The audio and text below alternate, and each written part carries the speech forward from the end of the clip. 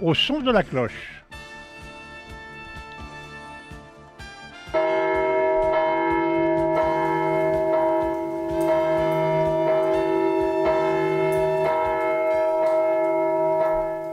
Bonjour à vous tous, vous avez entendu les cloches.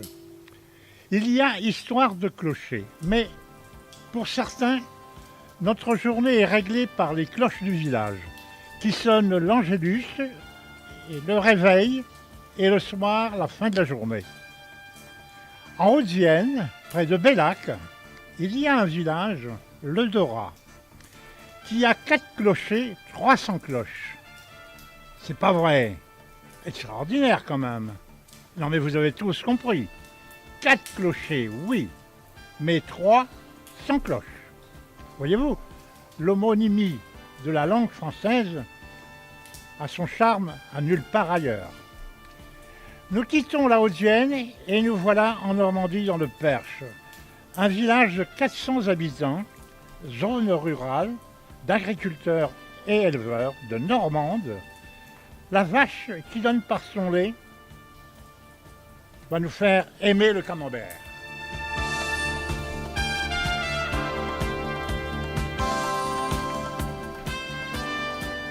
C'était en septembre 1947, la fête du village. Non, un baptême de cloche. Pourquoi un baptême de cloche? Eh bien, l'histoire est merveilleuse et exceptionnelle.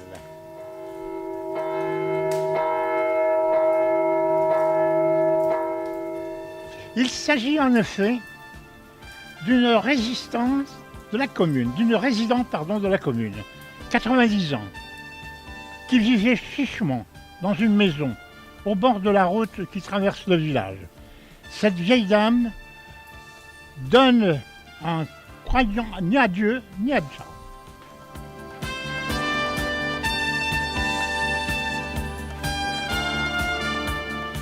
Pendant la guerre 1940-1945, elle avait quelques économies. La période d'occupation par les Allemands, les restrictions d'approvisionnement médiocres et compliquées, a séduit des contraintes en tout genre. Entre parenthèses, pas d'extra, pas de chocolat. Mais notre vieille dame se réveillait au son de la cloche, de l'Angélus, et le soir, elle s'endormait avec le même son de cloche. Mais cette cloche avait vieilli dans un clocher de 1632. Et elle sonnait le fêlé, comprenez, qui avait une fêlure. Et elle ne supportait plus le son de la cloche. Alors, elle décida de mettre ses économies dans un testament qui a été remis à son notaire lors de son décès. Pourquoi si tard? Car la suite, écoutez bien.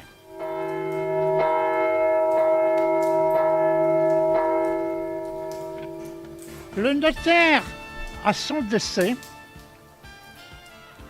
découvre le don de 3000 francs à la commune pour faire refondre la cloche. 3000 francs, ce n'était pas suffisant. Et le maire, informé, décide avec son conseil municipal de mettre en place une souscription. Premièrement, pour prévenir la population de l'événement, et deuxièmement, qui dit souscription, dit collecte d'argent pour subvenir à la dépense de la refonte de la cloche. Résultat, la souscription rapporte beaucoup plus. De quoi acheter 2 autres cloches. Au total, 3 cloches.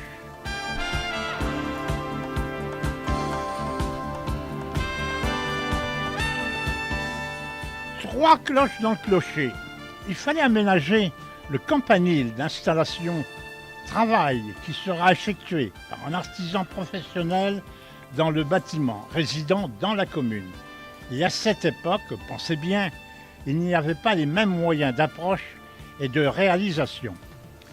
Et la suite, avant d'installer les cloches à 60 mètres au-dessus du sol, le clergé et la municipalité décidèrent de baptiser les 3 cloches. La fête au village. Mutuelle dépense. Il fallait habiller les 3 cloches d'une chasuble. Les cloches déposées dans le cœur de l'église. Et chaque cloche était affectée à la protection d'un parrain et marraine. Et qui dit baptême, dit dragée.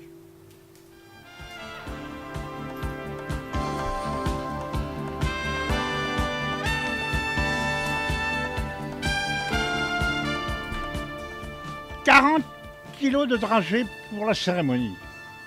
Jeté à tous les bons curieux et invités officiels du voisinage et de plus, en présence de Monseigneur l'évêque du diocèse, avec la poignée de main, Monsieur le maire,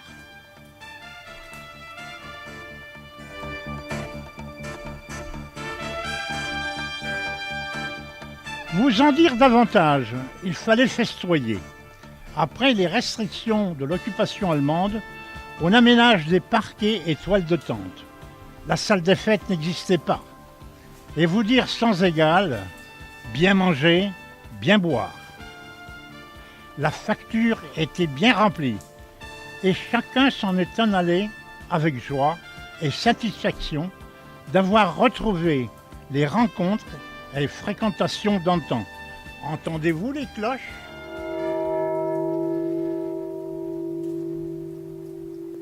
Au revoir à tous.